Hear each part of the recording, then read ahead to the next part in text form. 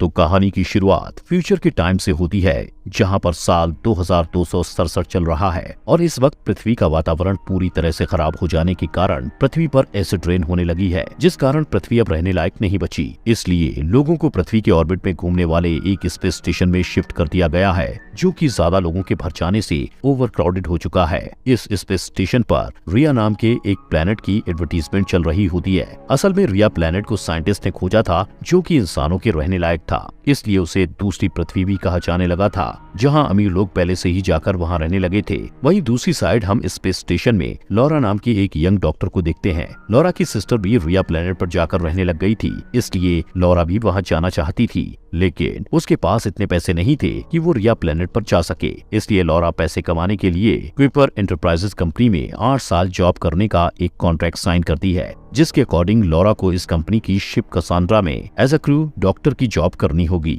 ये कसांड्रा शिप बहुत ही पुराना होता है। शिप में लॉरा सबसे पहले फर्स्ट ऑफिसर लिंडबर्ग से मिलती है। यहाँ लॉरा को मिलाकर सिर्फ 5 क्रू मेंबर्स मौजूद थे, जिसमें कैप्टन लैक्रॉक्स, लिंडबर्ग, एक टेक्नीशियन योशिदा और 2 इंजीनियर प्रोकॉफ और वेसुपुकी थे। कैप्टन लैक्रॉक्स बताते हैं कि ये शिप फुली ऑटोमेटेड है और स्टेशन 42 पर जा रहा है। साथ ही बताते हैं कि कई सालों से एक टेररिस्ट ग्रुप अलग अलग शिप पर अटैक कर रहा है, जिसके चलते गवर्नमेंट ने हर शिप में एक सिक्योरिटी ऑफिसर रखा है। तभी लिंडबर्ग वहां आती है और डेकर नाम के सिक्योरिटी ऑफिसर को इंट्रोड्यूस करवाती है। डेकर सभी को ब्रुकनर नाम के टेररिस्ट की न्यूज दिखाता है, जो कि आखिरी अटैक के बाद से फरार है, जिसने स्टेशन 20, 23 और 24 को ब्लास्ट कर दिया था। ब्रुकनर का कहना है कि जब तक हम लोगों के ऊपर टेक्नोलॉजी शासन करेगी, हमें शांति नहीं मिलेगी और इन्हीं टेक्नोलॉजी से नफरत करने के कारण वो गवर्नमेंट के खिलाफ है। इसके बाद शिप स्टेशन 42 के लिए निकल जाती है। इस सफर में हर एक मेंबर को बारी बारी से 8 महीने जागकर शिप की निगरानी रखनी पड़ती है, जबकि बाकी के मेंबर्स डीप क्रायो स्लीप में होते हैं। शिप में मौजूद सभी लोगों को बताया गया है कि शिप के मेन कार्गो एरिया में कंस्ट्रक्शन का सामान है और वहां किसी को भी जाना अलाउ नहीं है, क्योंकि वो रिस्ट्रिक्टेड एरिया है। इसी तरह शिप की जर्नी शुरू होती है और 3 साल बीत जाते हैं। अब लॉरा की बारी थी, जिसे 8 महीने जाकर शिप की निगरानी रखनी थी। लॉरा सारे सिस्टम्स को चेक करके निगरानी रखने लगती है। वो अपना समय बुक्स पढ़ने, एक्सरसाइज करने और अपने प्लांट्स की देखभाल करने में बिताती है। इसके अलावा वो अपनी सिस्टर को वीडियो सेंड करती है, लेकिन ये वीडियो सिस्टर तक पहुंचने में कई महीने लग जाते थे। वहीं सिस्टर भी जब लॉरा को वीडियो का रिप्लाई देती थी, तब उसे भी कई महीने लग जाते थे, जिस वजह से लॉरा का सफर परेशानी से गुजर रहा होता है। ऐसे ही एक दिन लॉरा को मेन कार्गो एरिया से कुछ अजीब आवाजें सुनाई देती हैं, जिन्हें सुनकर लॉरा चेक करने के लिए वहां जाती है। जिस दौरान उसे गेट की दूसरी साइड किसी का हाथ दिखाई देता है, जिससे लॉरा काफी डर जाती है और इस बात की रिपोर्ट करने के लिए ऑफिस की ओर भागती है। जिस दौरान वहां डेकर आ जाता है, जो कि क्रायो स्लीप से पहले ही जाग गया था। डेकर बताता है कि किसी ने कंपार्टमेंट लोड खोल दिया है, इसलिए मैं अपने आप जाग गया। डेकर लॉरा से पूछता है कि सबको कार्गो कंपार्टमेंट में आना मना है, फिर तुमने यहाँ का गेट क्यों खोला? जिस पर लॉरा कहती है कि कार्गो एरिया के अंदर कोई है और ऐसी सिचुएशन में रूल के मुताबिक मुझे कैप्टन को जगाना होगा। इसके बाद वो कैप्टन लैक्रॉक्स को जगाते हैं और रिस्ट्रिक्टेड एरिया में चेक करने के लिए जाते हैं। कार्गो का ये एरिया बहुत ज्यादा बड़ा था। कैप्टन लैक्रॉक्स लॉरा से कहते हैं कि तुम्हारी ड्यूटी के दौरान इस कंपार्टमेंट को कई बार खोला गया है, जो कि शायद टेक्निकल इशू के कारण हुआ होगा। यहाँ बहुत सारे कंटेनर्स रखे हुए थे और ये एरिया काफी ठंडा था। लैक्रॉक्स ऊपर वाले फ्लोर पर चेक करने के लिए जाते हैं, वहीं लॉरा नीचे के फ्लोर को चेक करती है, जिस दौरान कैप्टन लैक्रॉक्स ऊपर के फ्लोर से नीचे गिर जाते हैं और उनकी वहीं पर डेथ हो जाती है। तभी कार्गो का मेन गेट ऑटोमेटिकली बंद होने लगता है। ये देख वो लैक्रॉक्स को लेकर जल्द से जल्द वहां से बाहर निकलते हैं। इस एक्सीडेंट के बाद शिप के सभी मेंबर्स को क्रायो स्लीप से जगाया जाता है, जिसके बाद लिंडबर्ग अब कैप्टन की पोस्ट संभालती है और सबको उनका काम बताती है, जिसमें दोनों इंजीनियर्स को कार्गो एरिया के मेन गेट को ठीक करके उसे सील करने का ऑर्डर दिया जाता है। योशिदा को सभी एंट्रीज और सस्पिशियस एक्टिविटीज चेक करने का कहा जाता है। वहीं लॉरा को लैक्रॉक्स का पोस्टमार्टम करके डेथ का सही कारण पता लगाने को बोला जाता है। जब लॉरा पोस्टमार्टम कर रही होती है, तब उसे लैक्रॉक्स की आंख में आर्टिफिशियल इम्प्लांट दिखाई देता है, जिसे बाहर निकालकर लॉरा एक्सेस करने लगती है।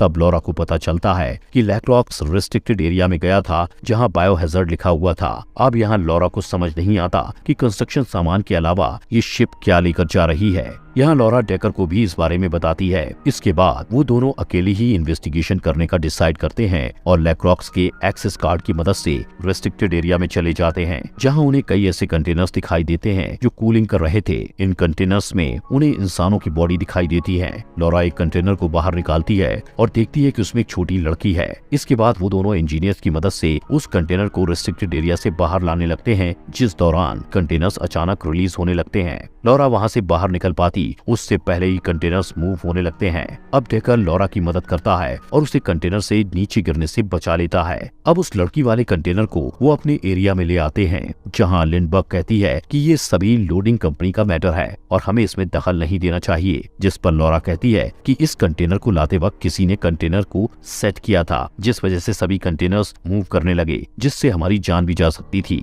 असल में लॉरा को शक था कि शिप में उनके अलावा कोई और भी है और उसी इंसान ने लैक्रॉक्स को मार डाला है। यहाँ लिंडबर्ग ये बात मानने के लिए तैयार नहीं थी। लिंडबर्ग कहती है कि वो सभी कंटेनर्स ठंड से बचने के लिए ऑटोमेटिकली मूव करते हैं, जिस कारण ही कार्गो एरिया में जाने से सबको मना किया गया है। इसके बाद डेकर लिंडबर्ग से पूछता है, क्या तुम्हें पहले से पता था कि कंटेनर्स में इंसान थे? इस बात पर लिंडबर्ग कोई भी जवाब नहीं देती और उस लड़की वाले कंटेनर को वापस रखने का कहती है, जिससे लॉरा और डेकर को समझ आ जाता है कि लिंडबर्ग इन सब के बारे में जानती है और कुछ छुपा रही है। तभी लॉरा कहती है कि एक डॉक्टर होने के नाते मेरा फर्ज बनता है कि मैं इस लड़की को एग्जामिन करूं। डेकर भी लॉरा की बात से सहमत था, इसलिए लिंडबर्ग कुछ नहीं बोल पाती और लॉरा को उसका काम करने का कहती है। लड़की को एग्जामिन करते वक्त लॉरा को उसके ब्रेन में माइनर एक्टिविटी दिखाई देती है, लेकिन कंटेनर के ओपन होने में समय लगता है। लॉरा डेकर को बताती है कि ये कंटेनर स्कैनर को रोक रहा है क्योंकि ये इलेक्ट्रॉनिक सील से सिक्योर्ड है। दूसरी ओर योशिदा को देखते हैं, जिसके पास लिंडबर्ग आती है और उसे डेकर के बारे में इंफॉर्मेशन निकालने का कहती है, क्योंकि लिंडबर्ग को शक था कि डेकर कुछ गड़बड़ कर रहा है। इधर डेकर और लॉरा कंटेनर के ओपन होने का वेट करते हैं। लॉरा डेकर से स्टेशन 42 के बारे में पूछती है, लेकिन डेकर उसे ज्यादा कुछ नहीं बताता।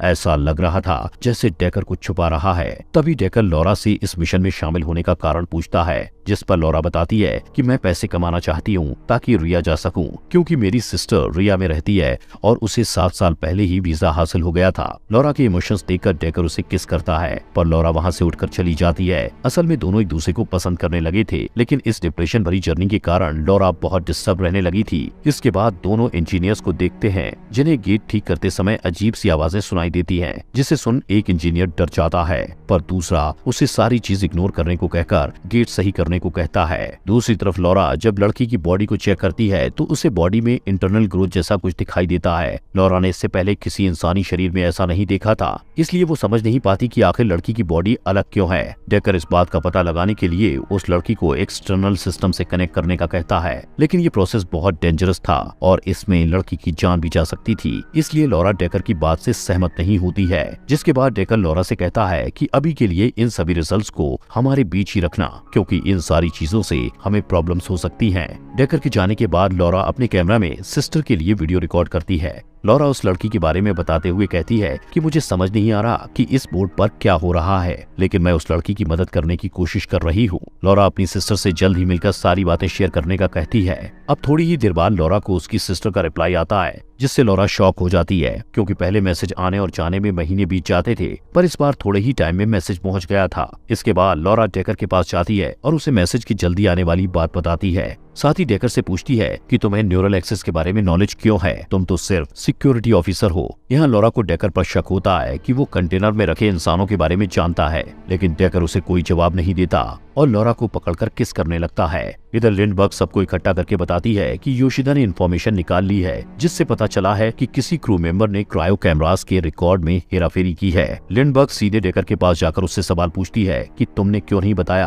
कि तुम रेगुलरली जागते थे, जिस पर डेकर का कहना था कि मुझे सिक्योरिटी के लिए जागना पड़ता था। लिंडबर्ग डेकर से पूछती है कि जब लैक्रॉक्स की डेथ हुई तब तुम कहाँ थे। हालांकि डेकर अपना बचाव करते हुए कहता है कि मैं उस समय दूसरे सेक्टर में था, पर लिंडबर्ग उसे लैक्रॉक्स का खूनी बताकर अरेस्ट करने को कहती है। जिसके बाद डेकर चालाकी से लिंडबर्ग की गन छीन लेता है और उस पर पॉइंट कर देता है। तभी योशिदा पीछे से डेकर पर अटैक करके उसे अरेस्ट कर लेती है और लिंडबर्ग लॉरा को उस लड़की के कंटेनर को वापस कार्गो कंपार्टमेंट में रखने का ऑर्डर देती है, जिस पर लॉरा बताती है कि मैंने लड़की को एक दवा दी है, इसलिए अभी मैं उस लड़की को वापस नहीं रख सकती। लेकिन लिंडबर्ग कुछ भी सुनने को तैयार नहीं थी। वो कार्गो के गेट बंद करने से पहले उस कंटेनर को वापस रखने का कहती है। इसके बाद लॉरा डेकर के सर पर लगी चोट का ट्रीटमेंट करती जाती है। इस दौरान डेकर बताता है कि ये शिप स्टेशन 42 नहीं बल्कि रिया की ओर जा रही है। डेकर कुछ और बताता कि तभी प्रोकोफ और वेस्पुकी डेकर को वहां से ले जाते हैं और क्रायो स्लीप में सुला देते हैं। यहाँ लॉरा योशिदा से पूछती है कि क्या तुम पता लगा सकती हो कि ये शिप सच में स्टेशन 42 ही जा रही है।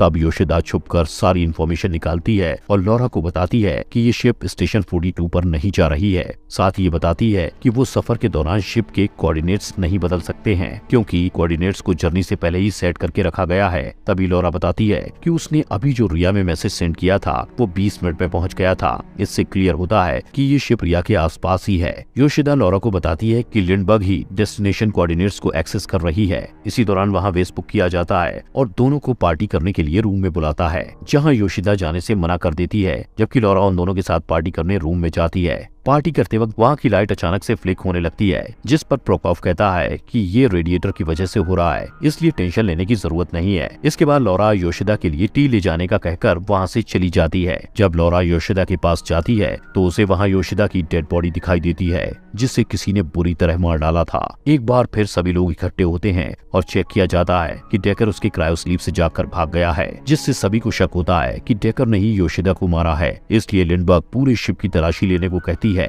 जहां लॉरा वेस्पुकी के साथ और लिंडबर्ग प्रोकोफ के साथ डेकर को तलाश करने जाते हैं। लॉरा और वेस्पुकी को नीचे कॉन्डेट दिखाई देती है। वेस्पुकी को यकीन था कि डेकर यहीं छुपा होगा, इसलिए वो लॉरा के साथ उसे पकड़ने का प्लान बनाता है, जिसके अकॉर्डिंग लॉरा उस कॉन्डेट में जाएगी और वेस्पुकी दूसरे रास्ते से वहां जाएगा और दोनों डेकर को पकड़ लेंगे। जिसके बाद लॉरा उस जगह के अंदर जाती है जहां एक अनजान आदमी लॉरा पर अटैक कर देता है। वो आदमी लॉरा को मार पाता इससे पहले कोई उस अनजान आदमी पर शूट करके उसे मार डालता है। लॉरा अपने आसपास देखती है लेकिन उसे वहाँ कोई भी दिखाई नहीं देता। अब लॉरा वहाँ रखे बॉक्स को ओपन करती है, जिससे उसे कुछ फोटोग्राफ्स मिलती हैं। ये फोटोज इसी अनजान आदमी की थी जो कि अभी गोली लगने से मर गया था। लॉरा को फोटोज से पता चलता है कि वो अनजान आदमी कोई और नहीं बल्कि टेररिस्ट ब्रुकनर था, जिसके बारे में हमें कहानी की शुरुआत में बताया गया था। यहाँ लॉरा को एक डिवाइस में वीडियो भी मिलती है जिसमें वो ब्रुकनर के साथ डेकर को बीती है। यहाँ हमें पता चलता है कि ब्रुकनर टेररिस्ट नहीं है, बल्कि उसे पता चल गया था कि पृथ्वी पर अभी भी कुछ हिस्से अच्छे हैं जहाँ पेड़ पौधे उगाने के लिए कुछ ग्रीन हाउस बनाए गए हैं और एसिड रेन से उन्हें बचाया जा रहा है।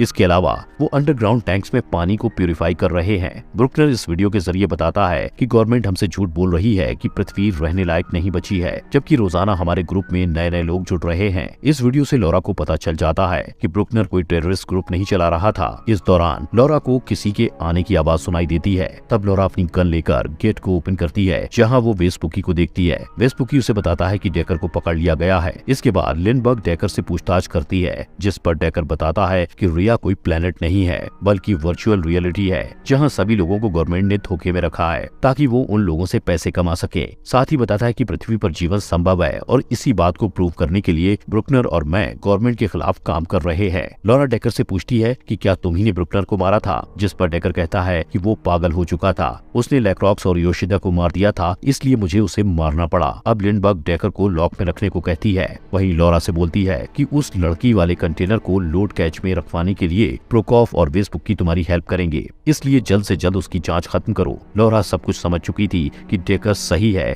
जबकि लिंडबर्ग गवर्नमेंट के साथ मिली हुई है, इसलिए लॉरा लिंडबर्ग पर गन पॉइंट करती है। पर लिंडबर्ग पहले ही लॉरा के माइंड को समझ गई थी, इसलिए लिंडबर्ग लॉरा के गन पॉइंट करने से पहले खुद लॉरा पर गन पॉइंट कर देती है और उसके हाथ बांध देती है। यहाँ लिंडबर्ग बताती है कि रिया प्लेनेट पर शुरू से ही कॉलोनाइजेशन फेल हो गया था, क्योंकि कॉलोनाइजेशन के दौरान उन लोगों से कई गलतियां हुई थी, इसलिए फिर दूसरे प्लेनेट को खोजने का आदेश दिया गया और डिसाइड किया गया कि उस प्लेनेट पर वो गलतियां नहीं करेंगे जो रिया पर की थी। लेकिन तब तक लोगों को जिंदा रखने के लिए उन्हें लोगों को वर्चुअल रियलिटी में रखना पड़ा, जिस पर लॉरा पूछती है कि जो लोग इस सिमुलेशन में रहते हैं उन लोगों के साथ क्या होता है। लिंडबर्ग बताती है कि उन्हें पता भी नहीं है कि वो लोग रियलिटी में नहीं बल्कि हमारी बनाई दुनिया में जी रहे हैं। असल में उन सभी लोगों को क्रायो स्लीप में रखा गया था और उन्हें वर्चुअली सभी चीजों को दिखाया जा रहा था। यहाँ हमें ये भी पता चलता है कि उन लोगों के कंटेनर्स स्टेशन 42 पर हैं, जहाँ उन्हें रिया प्लेनेट का कहकर रखा गया था। लिंडबर्ग लॉरा और डेकर को वहाँ पहुँचने से पहले जान से मार डालने का कहती है, ताकि वो दोनों लोगों को ये सच्चाई न बता सके कि रिया सिर्फ एक झूठ है।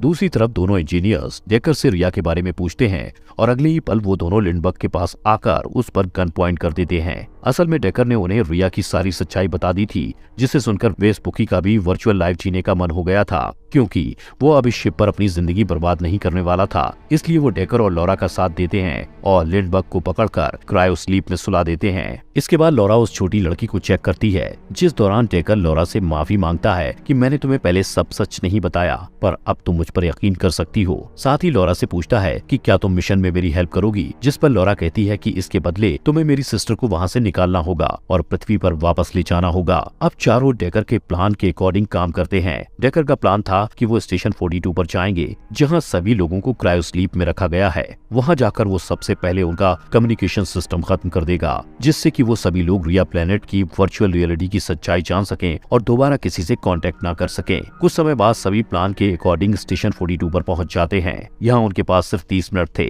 असल में 30 मिनट के बाद जो भी कंटेनर्स इस शिप में मौजूद थे वो अनलोड होने लगेंगे और शिप पृथ्वी पर वापस निकल जाएगी। डेकर स्टेशन 42 पर उतरने से पहले सूट पहनता है। तभी हम वेस्पुकी और प्रोकोफ को देखते हैं, जो कार्गो में रखे कंटेनर्स में से 2 लोगों को बाहर निकालकर खुद उन कंटेनर्स में जाने का प्लान करते हैं, ताकि वो दोनों उन लोगों की जगह सोकर रिया की वर्चुअल लाइफ में जा सकें। दूसरी ओर लॉरा देखती है कि उस छोटी लड़की को होश आ गया है, इसलिए वो उसे संभालने लगती है। वहीं डेकर आगे बढ़ता है और उस जगह पर पहुंच जाता है जहां सभी लोगों को क्रायो स्लीप में रखा है। इधर वेस्पुकी कार्गो के कंटेनर में जाने के लिए लिंडबर्ग का एक्सेस कार्ड निकालता है, जिससे लिंडबर्ग का कंटेनर इन्फेक्टेड हो जाता है, जिस वजह से लिंडबर्ग को क्रायो स्लीप से उठने का सिग्नल मिल जाता है। वहीं प्रोकोफ कंटेनर के अनलोड होने का टाइम 10 मिनट बढ़ा देता है, ताकि उन्हें कंटेनर के अंदर जाने के लिए थोड़ा टाइम मिल सके और लॉरा डेकर के यहाँ आने से पहले वो कंटेनर में जा सके। असल में दोनों लॉरा और डेकर से छुपकर रिया जाने वाले थे। डेकर को देखते हैं, जो कम्युनिकेटिंग सिस्टम को डिस्ट्रॉय करने के लिए एक टाइम बॉम्ब लगा देता है, जिसके बाद वो लॉरा की सिस्टर के कंटेनर को ढूंढने लगता है। तब उसे पता चलता है कि सिस्टर की बॉडी ज्यादा समय से कंटेनर में रखी है, इसलिए उसकी बॉडी गल रही है और अब उसे कंटेनर से बाहर निकाला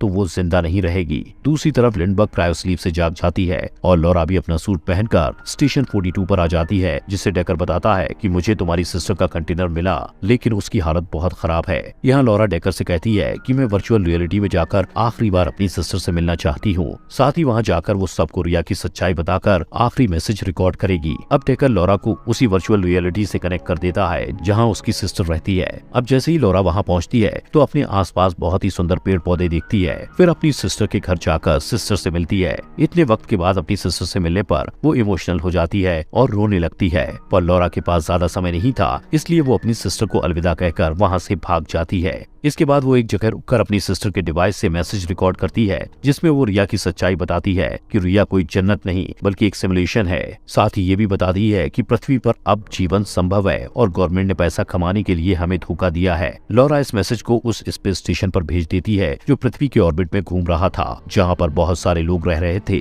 ये रिया से जाने वाला आखिरी मैसेज होता है। इसके बाद लॉरा वर्चुअल रियलिटी से बाहर आ जाती है, जहां डेकर उसे अकेले ही शिप में वापस लौटने का कहता है, क्योंकि डेकर ने अपना फ्यूल लॉरा को दे दिया था और डेकर बिना फ्यूल के शिप पर नहीं पहुंच सकता था। लॉरा उसके बिना जाने से मना करती है, लेकिन डेकर उसे वहां से अकेले ही जाने का कहकर मिशन पूरा करने को कहता है। असल में जो लड़की उन्हें कंटेनर में मिली थी, सिर्फ वही ऐसा प्रूफ है जिसकी मदद से सारी सच्चाई सामने आएगी और गवर्नमेंट का सच लोगों को पता चल जाएगा। जिसके बाद डेकर फ्यूल न होने के कारण वहाँ से गिर जाता है और लॉरा अपने सूट को बूस्ट करते हुए वापस शिप पर जाने लगती है। लॉरा डेकर की मौत से बहुत दुखी होती है, क्योंकि वो उससे प्यार करने लगी थी। लॉरा जैसे ही शिप पर पहुंचती है, शिप वहां से जाने लगती है, जिसके बाद डेकर का लगाया गया बॉम्ब भी ब्लास्ट हो जाता है और सारा कम्युनिकेशन सिस्टम डिस्ट्रॉय हो जाता है। लॉरा जब शिप में होती है तो उसे वो छोटी लड़की कहीं भी दिखाई नहीं देती। तभी लिंडबर्ग उस पर अटैक कर देती है, जो कि क्रायो स्लीप से जाग चुकी थी। दोनों के बीच फाइट होती है, जिसमें लॉरा अपनी चालाकी से लिंडबर्ग को शिप से बाहर कर देती है और लिंडबर्ग स्पेस में गिरकर मर जाती है। इसके बाद लॉरा उस छोटी लड़की से मिलती है